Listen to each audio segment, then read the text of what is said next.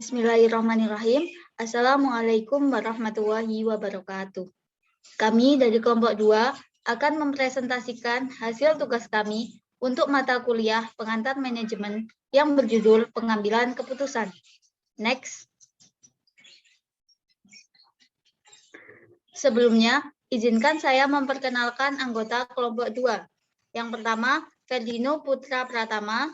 Yang kedua, Kavita Yogi Noviansyah. Yang ketiga, Devi Maharani. Yang keempat, saya, Eli Karisma. Next. Yang pertama yaitu pengertian.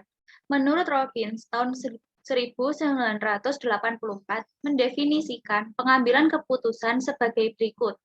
Decision making is process in which one choice between two or more alternative.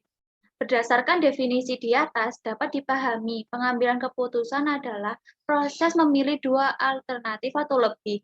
Pilihan yang ditetapkan didasarkan pada pertimbangan rasional yang memiliki keutamaan lebih banyak bagi organisasi daripada alternatif lainnya. Next.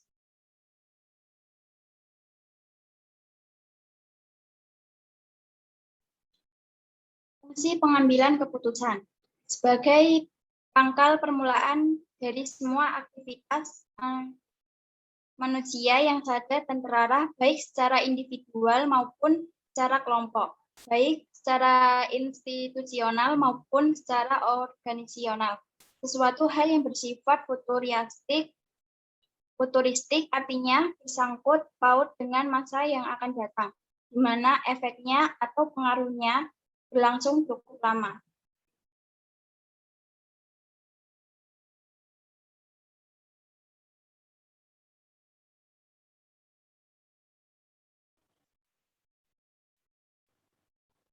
Tujuan pengambilan keputusan.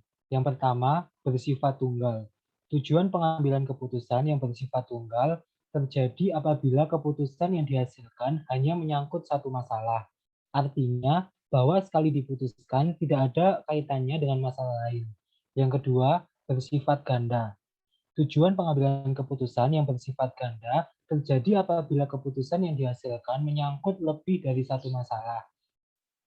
Artinya, keputusan yang diambil itu sekaligus memecahkan dua atau lebih masalah yang bersifat kontradiktif atau yang bersifat tidak kontradiktif. Next.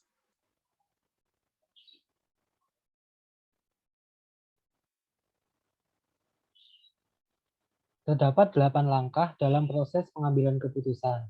Keputusan merupakan sebuah pilihan. Proses pengambilan keputusan terdiri dari 8 langkah. Yang pertama, mengidentifikasi masalah.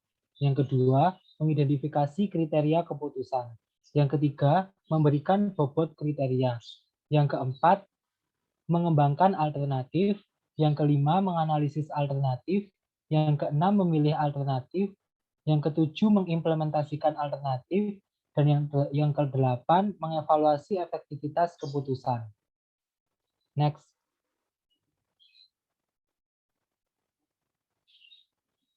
Terdapat 4 cara manajer mengambil keputusan.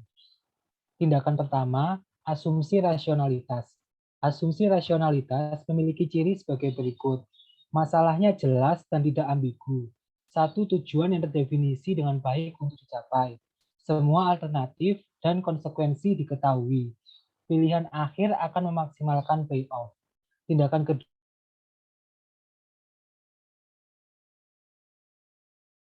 mengatakan bahwa manajer membuat keputusan yang rasional, tetapi terikat atau terbatas oleh kemampuannya untuk memproses informasi. Pengambilan keputusan puas apabila mereka menerima situasi yang cukup baik. Tindakan ketiga adalah eskalasi komitmen. Eskalasi komitmen terjadi apabila manajer meningkatkan komitmen terhadap suatu keputusan, walaupun terbukti bahwa hal itu mungkin merupakan keputusan yang salah. Tindakan keempat adalah pengambilan keputusan intuitif. Pengambilan keputusan intuitif adalah mengambil keputusan berdasarkan pengalaman, perasaan, dan akumulasi penilaian atau pertimbangan. Dengan menggunakan manajemen berdasarkan bukti, manajer mengambil keputusan berdasarkan bukti terbaik yang tersedia. Next.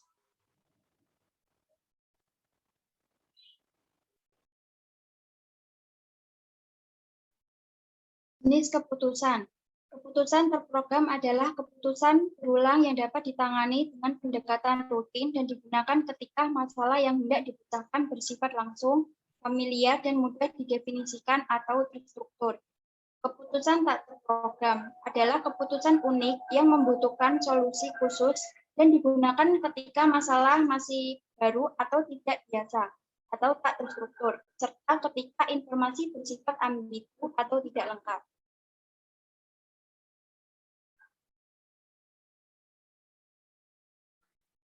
Kemudian kondisi pengambilan keputusan.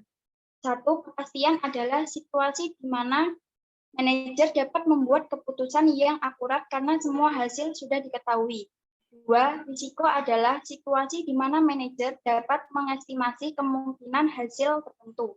3. Ketidakpastian adalah situasi di mana manajer tidak pasti mengenai hasilnya dan bahkan tidak dapat membuat estimasi probabilitas yang masuk akal. Ketika pengambilan keputusan menemui ketidakpastian, orientasi psikologisnya akan menentukan apakah mereka mengikuti pilihan maksimaks atau memaksimalkan payoff maksimum yang mungkin, pilihan maksimin atau maksimalkan payoff minimum yang mungkin, atau pilihan minimaks atau meminimalkan penyelesaian atau regret maksimum sampai jumlah uang yang ada dapat dihasilkan bila mengambil keputusan yang berbeda.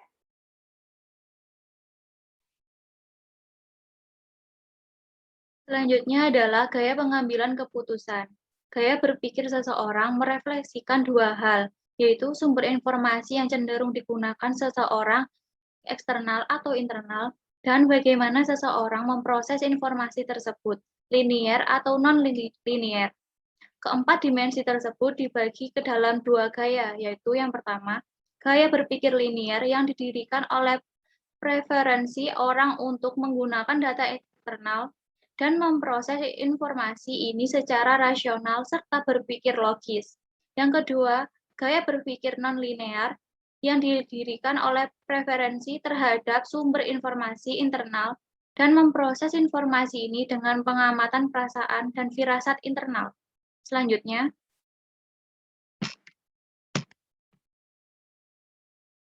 next. Kesalahan dan bias dalam pembuatan keputusan atau pengambilan keputusan. Bias di sini yaitu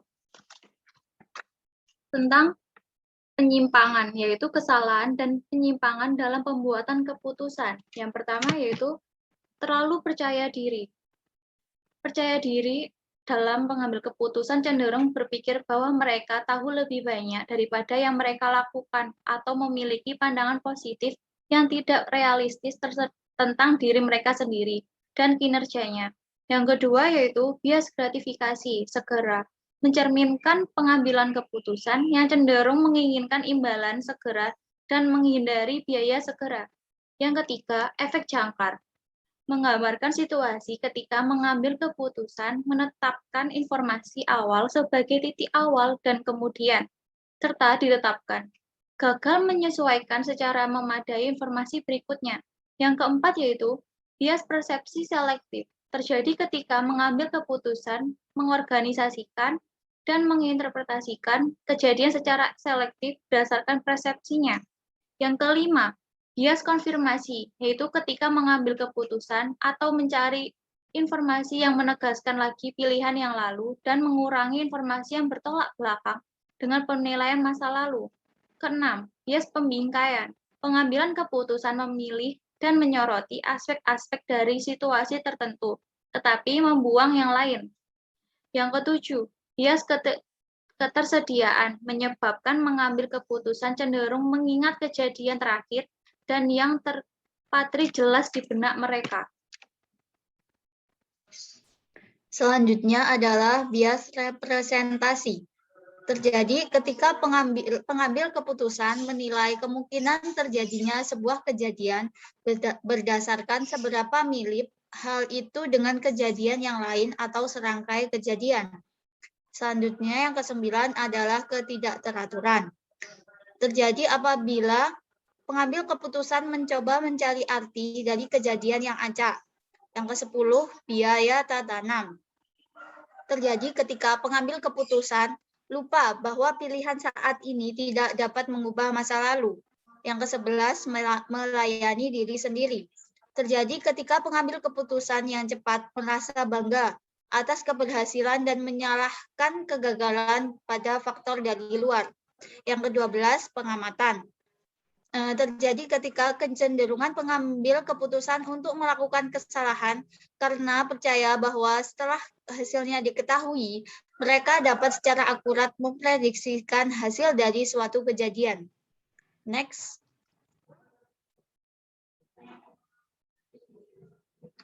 Yang selanjutnya adalah teknik pengambilan keputusan yang efektif.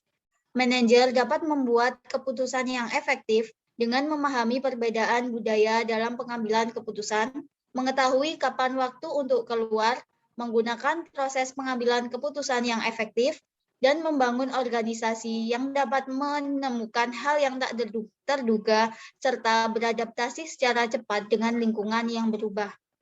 Proses pengambilan keputusan yang efektif adalah, yang pertama, berfokus pada apa yang penting. Yang kedua, logis dan konsisten. Yang ketiga, mengakui pemikiran subjektif dan objektif, serta campuran pendekatan analitis dan intuitif. Yang keempat, hanya membutuhkan informasi yang cukup untuk memecahkan masalah. Yang kelima, mendorong dan memandu pengumpulan informasi yang relevan serta opini tertentu. Yang keenam, jelas, dapat diandalkan, mudah digunakan, dan fleksibel. Next. Itu tadi penyampaian materi pengambilan keputusan dari kelompok kami. Selanjutnya, jika ada pertanyaan terkait dari materi yang telah kami sampaikan, silakan ditulis di kolom komentar. Sekian presentasi dari kelompok 2. Mohon maaf apabila ada kekurangan dari penyampaian materi kami. Terima kasih. Wassalamualaikum warahmatullahi wabarakatuh.